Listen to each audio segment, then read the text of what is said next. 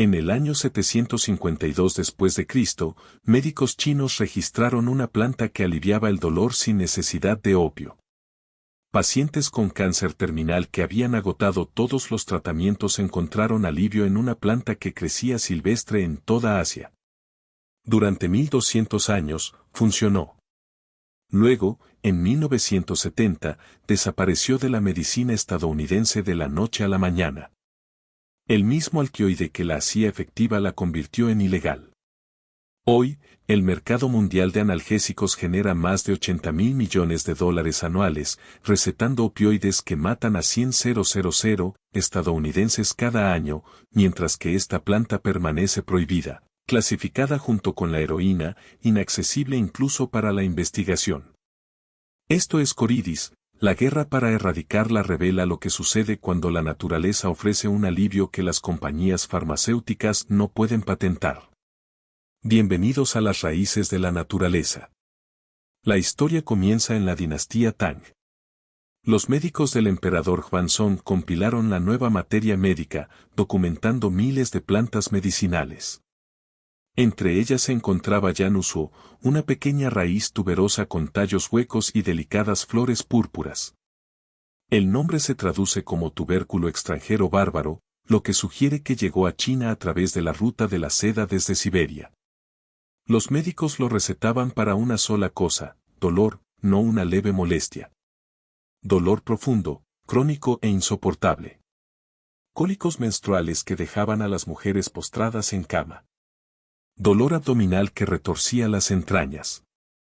Dolor de pecho punzante. Dolores de cabeza cegadores. La raíz funcionaba cuando nada más lo hacía. Durante más de un milenio, la coridalis siguió siendo una piedra angular de la medicina tradicional china. Para la dinastía Ming, los herbolarios habían perfeccionado la preparación. Secaban los tubérculos, los molían hasta convertirlos en polvo y administraban dosis precisas. La planta contenía más de 20 alquioides, pero uno dominaba todos los análisis, la de hidrocoribulbina, o DHP.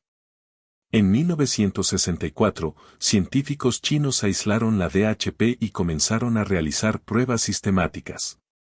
Lo que descubrieron debería haber revolucionado el tratamiento del dolor. La DHP bloqueaba el dolor mediante un mecanismo completamente diferente al de los opioides. Mientras que la morfina se une a los receptores mu opioides en el cerebro, la DHP actúa sobre los receptores de dopamina. El resultado fue alivio del dolor sin depresión respiratoria, sin un alto potencial de adicción y sin el estreñimiento que aqueja a los consumidores de opioides. Los estudios de laboratorio mostraron que la DHP era un 40% tan potente como la morfina para el dolor agudo. Pero aquí es donde se pone interesante. Para el dolor inflamatorio crónico, el tipo que atormenta a los pacientes con artritis y a los supervivientes de cáncer, la DHP tuvo un rendimiento tan bueno como la morfina en algunos modelos, y lo hizo a través de una vía completamente diferente. El mecanismo importa. Los opioides inundan el cerebro con señales que dicen, deja de sentir. El cuerpo se adapta, requiriendo dosis cada vez mayores para lograr el mismo efecto. La tolerancia se desarrolla en semanas. La adicción le sigue. La sobredosis se vuelve inevitable para muchos. La DHP no sigue ese patrón. Modula la señalización de la dopamina de una manera que proporciona analgesia sin desencadenar la misma cascada de adicción. En la década de 1980, los hospitales chinos ya utilizaban la DHP clínicamente. Los cirujanos la administraban para el dolor postoperatorio. Los oncólogos la prescribían a pacientes con cáncer en cuidados paliativos. Los estudios mostraron resultados consistentes. Los pacientes reportaron una reducción significativa del dolor con mínimos efectos secundarios. Algunos experimentaron náuseas o mareos leves, pero nada comparable a la devastación de la dependencia de opioides. Y luego el mundo se olvidó del tema. En 1970, Estados Unidos aprobó la Ley de Sustancias Controladas. Esta ley creó 5 listas para regular las drogas según su utilidad médica y potencial de abuso. la lista y se reservó para sustancias sin uso médico aceptado y con alto potencial de abuso. La heroína, el LSD y la marihuana fueron incluidas en la lista y también lo fue la tetrahidropalatina, otro alcaloide que se encuentra en la coreidabas. La planta en sí no fue prohibida explícitamente, pero el marco regulatorio hizo que la investigación fuera prácticamente imposible. Cualquier científico que quisiera estudiar los alcaloides de la coreidabas se enfrentaba a años de papeleo, aprobaciones de la DEA y barreras institucionales. Las universidades se negaban a albergar investigaciones sobre sustancias clasificadas. Las agencias de financiación evitaban los compuestos controvertidos. La industria farmacéutica no veía ganancias en una planta que no podía ser patentada. Vale la pena analizar el momento. En 1970, la industria farmacéutica moderna estaba consolidando su poder. Los opioides sintéticos se estaban desarrollando y comercializando agresivamente. La oxicodona, la hidrocodona y los derivados del fentanilo prometían un control preciso del dolor con la comodidad de una dosificación estandarizada. La industria invirtió miles de millones en instalaciones de producción, campañas de marketing y cabildeo político. Una planta que crecía de forma silvestre y que cualquiera podía cultivar amenazaba esa inversión. Corodalis no podía patentarse. Los alquioides eran de origen natural. Cualquier herbolario con conocimientos básicos podía preparar extractos eficaces. Si los pacientes con dolor descubrían que podían cultivar su propio alivio, todo el mercado de opioides se enfrentaría al colapso. Pero aquí está el detalle crucial. La prohibición no se basó en pruebas de daño del corodalis en sí mismo. Se basó en la similitud estructural con otros alquioides controlados. Los reguladores examinaron la estructura química. La estructura del tetrahidropateno se asemejaba a otros compuestos psicoactivos y se aplicó el principio de precaución. Mejor prohibir primero y preguntar nunca. Mientras tanto, la crisis de los opioides se estaba gestando. En 1996, Purdue Pharma lanzó Oxycontin con la afirmación de que era menos adictivo que otros opioides. Mintieron. Documentos internos revelaron posteriormente que conocían el riesgo de adicción desde el principio. Para 2017, la sobredosis de opioides mataban a 47.000 estadounidenses anualmente. Para 2021, esa cifra superaba los 80.000. El fentanilo, un opioide sintético 50 veces más potente que la heroína, ahora contamina el suministro de drogas, convirtiendo cada pastilla en una ruleta rusa. El número de muertos es asombroso. Más de 800.000 estadounidenses han muerto por sobredosis de opioides desde 1999. Eso es más que todas las muertes en combate de Estados Unidos en todas las guerras desde la Segunda Guerra Mundial juntas. Y sucedió mientras una alternativa permanecía prohibida y sin estudiar. En 2014, investigadores de la Universidad de California, Irvine, decidieron investigar. Obtuvieron las aprobaciones necesarias y comenzaron a probar DHP en modelos de ratón con dolor crónico. Los resultados publicados en Current Biology fueron sorprendentes. DHP proporcionó un alivio del dolor comparable al de la morfina para el dolor inflamatorio, pero sin desarrollar tolerancia. Los ratones a los que se les administró DHP durante periodos prolongados no requirieron dosis crecientes. No mostraron síntomas de abstinencia cuando se suspendió el compuesto. Los investigadores identificaron el mecanismo. DHP bloquea un receptor de dopamina específico llamado D2. Este receptor participa en la señalización del dolor, pero a través de una vía distinta a la de los receptores opioides. Al dirigirse a esta vía alternativa, DHP ofrece analgesia sin activar el mecanismo de adicción que explotan los opioides. El estudio concluyó que DHP representa una pista prometedora para el desarrollo de analgésicos no opioides, pero las pistas prometedoras requieren financiación, ensayos clínicos y apoyo regulatorio. Ninguna se materializó. ¿Por qué? Sigamos el rastro del dinero. Se proyecta que el mercado mundial del tratamiento del dolor alcance los 98.000 millones de dólares para 2026. Las compañías farmacéuticas generan miles de millones con opioides patentados y alternativas a los opioides. Pfizer, Johnson & Johnson y Purdue Pharma construyeron imperios con medicamentos para el dolor. Esos imperios dependen de medicamentos que requieren prescripción continua, generan tolerancia y crean clientes de por vida. Corey Dallas socava ese modelo. Una planta perenne que regresa año tras año, produciendo tubérculos que se pueden secar y almacenar, ofreciendo alivio del dolor sin patentes ni recetas. Si los pacientes pudieran cultivar su propio analgésico, toda la industria farmacéutica de manejo del dolor sufriría grandes pérdidas. La captura regulatoria es total.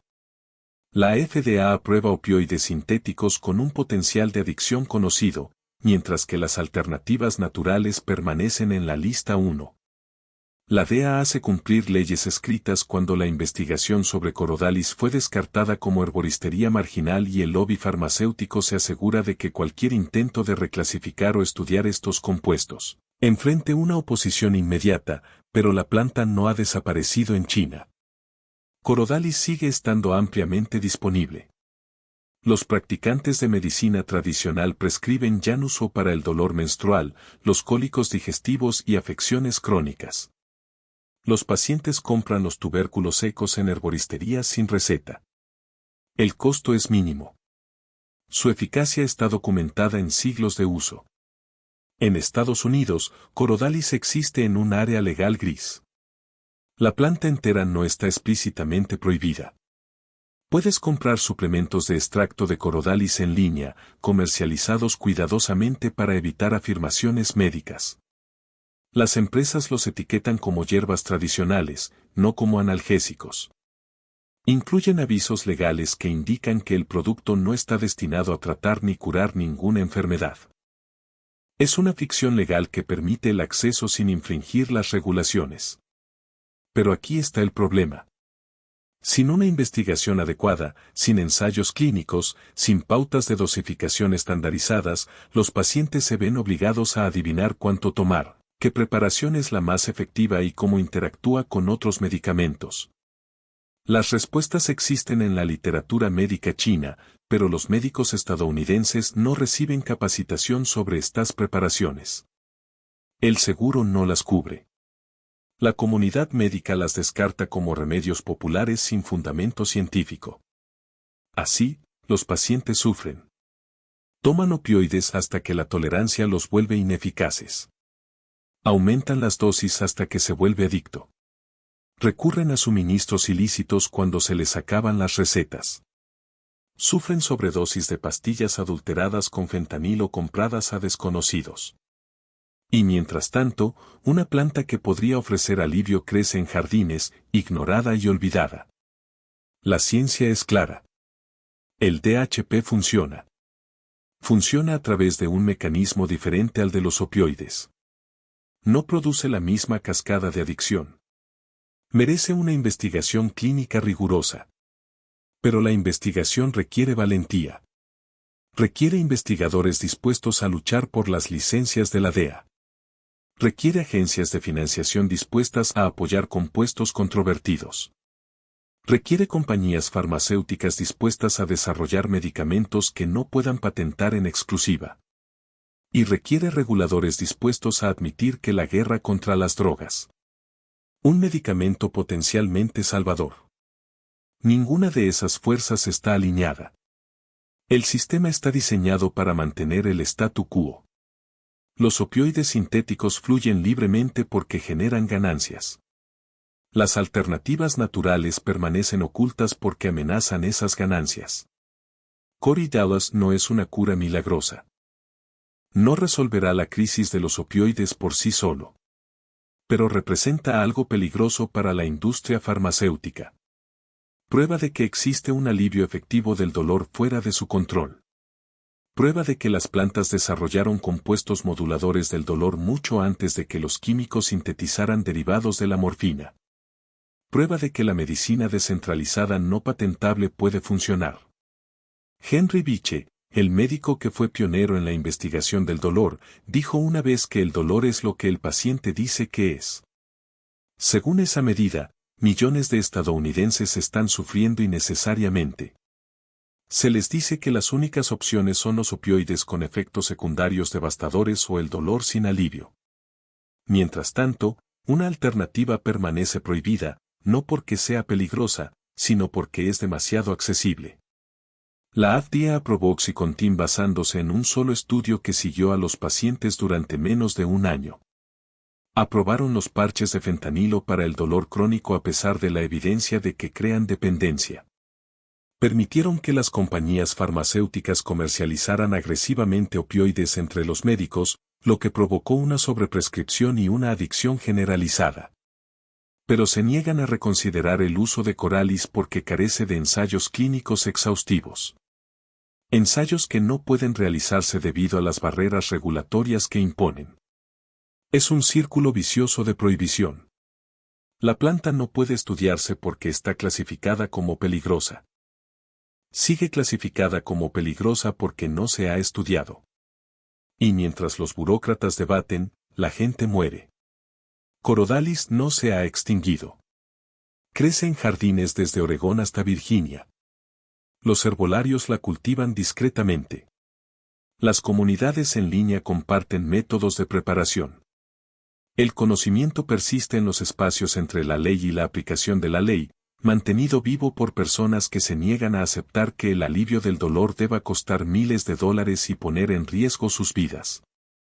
Los tubérculos son pequeños, nudosos, discretos. Pasarías de largo sin darte cuenta.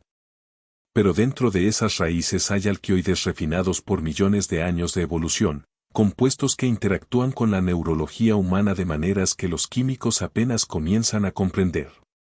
En la medicina tradicional china, el coralis se combina con otras hierbas para mejorar su eficacia y minimizar los efectos secundarios. Se combina con angélica para el dolor menstrual, con roy para los cólicos abdominales y con incienso para el dolor de lesiones. Estas combinaciones representan siglos de pruebas empíricas transmitidas de generación en generación por practicantes que no tenían nada que ganar mintiendo sobre su eficacia. La medicina occidental descarta este conocimiento como anecdótico. Pero las anécdotas son datos. Cuando millones de personas a lo largo de 12 siglos informan de un alivio constante del dolor con la misma planta, eso no es folclore. Eso es evidencia que exige investigación. La investigación existe dispersa en revistas médicas chinas y archivos universitarios. Estudios que muestran que el DHP reduce las puntuaciones de dolor en pacientes posquirúrgicos. Ensayos que demuestran su eficacia para la dismenorrea. Modelos animales que prueban que el mecanismo es real y distinto al de los opioides. Las piezas están ahí. Simplemente necesitan traducción, replicación y aceptación. Pero la aceptación amenaza demasiado. Amenaza la narrativa de que los fármacos sintéticos modernos son superiores a la medicina vegetal. Amenaza el sistema de patentes que permite a las empresas cobrar $500 por un suministro mensual de analgésicos. Amenaza toda la infraestructura construida en torno a la dependencia de los opioides y el tratamiento de la adicción. Desde el año 752 después de Cristo hasta 1970, Coridelis sirvió a la humanidad. Luego, el temor a las regulaciones y la avaricia de la industria farmacéutica la relegaron al olvido. La guerra contra las drogas causó daños colaterales más allá de los consumidores. Destruyó el acceso a la medicina legítima, etiquetó el alivio natural del dolor como peligroso y dejó a los pacientes ante una falsa disyuntiva entre el sufrimiento y la adicción. Coridelis está ahí. Los alcoides permanecen inalterados. Sus propiedades analgésicas persisten. La planta crece donde las condiciones lo permiten, lista para producir tubérculos que podrían ayudar a millones. La única pregunta es si el sistema lo permitirá. Si los investigadores lucharán contra la DEA para obtener el permiso. Si los médicos aprenderán lo que sabían los médicos chinos hace 1200 años, si los pacientes exigirán acceso a alternativas que no maten a 100,000 personas anualmente. No es una mala hierba. Es una medicina que no cuesta nada cultivar. Es un alivio del dolor que existía antes de Purdue Pharma. Y el hecho de que una industria de $80,000 millones pasara 50 años manteniéndola prohibida demuestra su eficacia. Coridelis está ahí. La única pregunta es si lucharás por ella. Si este archivo te resulta útil, suscríbete a Homestead Roots y activa las notificaciones. Cada me gusta y cada vez que lo compartes, ayudas a preservar lo que intentaron borrar.